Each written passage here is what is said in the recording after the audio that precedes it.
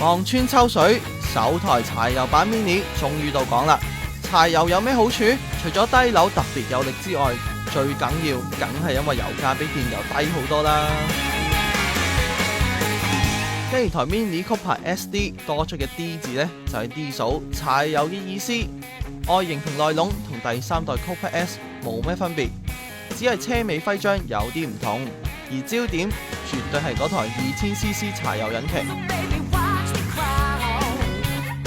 新車耗油量低到4公升油，可以行駛100公里。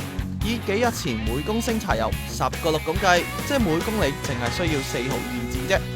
如果再加上油卡優惠，就可以低至3毫4子，比之前電油版 Cooper S 每公里要成7毫8子呢，足足慳咗1半有多啊！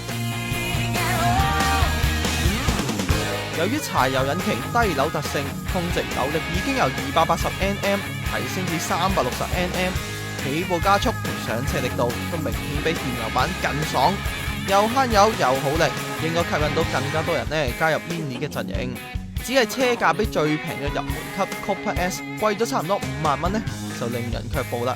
好彩首批20部車有平1萬蚊優惠價，再加送全景天窗同後拍鏡頭，價值4萬幾蚊，啱啱就抵消咗車價嘅差額。